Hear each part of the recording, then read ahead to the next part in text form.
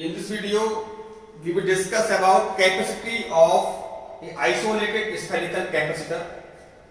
तो इस कैपेसिटर को जानने से पहले हमको ये समझना पड़ेगा कि आइसोलेटेड का मतलब क्या है, क्योंकि हमने बेसिक वीडियो जब देखी थी कैपेसिटर्स क्या होते हैं तो हमने वहां पर आपको बताया था कि capacitor is a combination of two conducting plates और two conductors which are separated by a small gap having charge equal in magnitude but opposite in nature.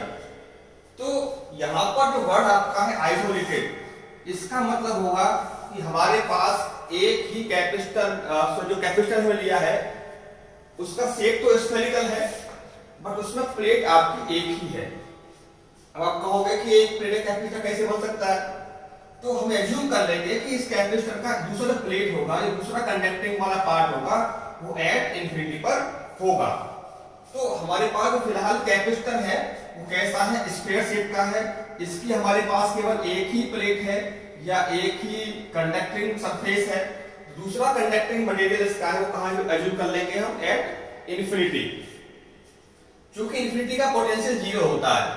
ठीक है, हमने पढ़ा था इलेक्ट्रिक पोटेंशियल में कि इन्फिनिटी पर जो पोटेंशियल होगा due to any charge is equal to zero. तो इसको यदि मैं चार्ज लेता हूं प्लस का क्यू, क्योंकि कैपेसिटर में मैंने फिर रिपीट करवा दूं आपको, it is a conducting material.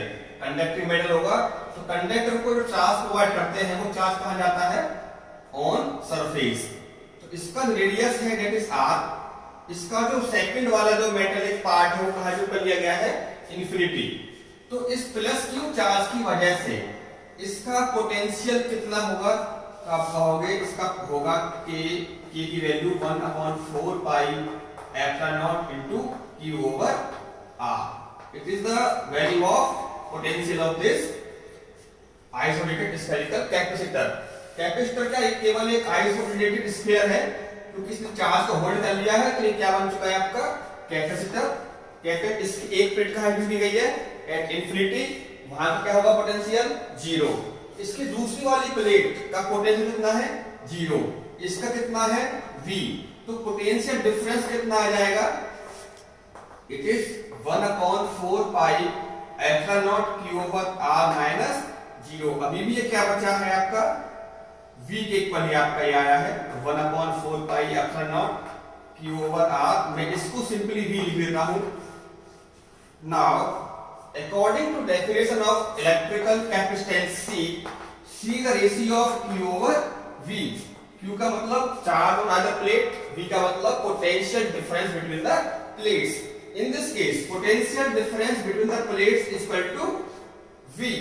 तो put the value of V from here to here. C is equal to Q over value of V is 1/4 pi epsilon naught Q over तो Q से Q गया आपका C equal to ये पूरा part कहां पे आ जाएगा, ऊपर 4 पाई एप्सिलॉन नॉट r.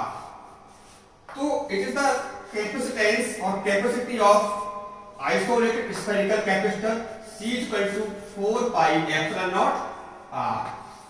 तो ये जो आपका r है it is the radius of isolated spherical capacitor. ये आपको पता ही है क्या है.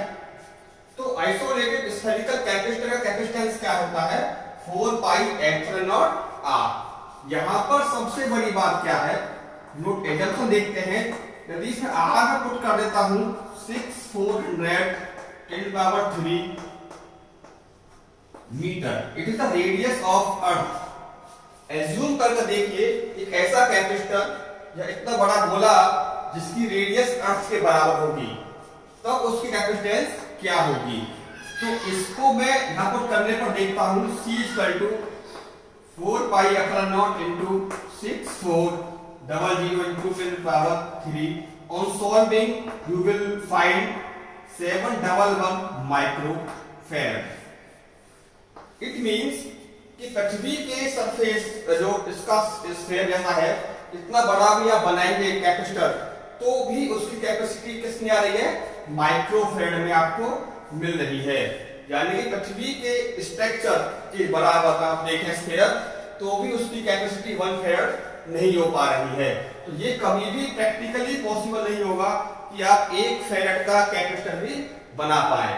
इसीलिए मोस्टली आपको जितने न्यूमेरिकल प्रॉब्लम होते हैं उन सब में capacity of any kind of capacitor will be given in the form of microfarad।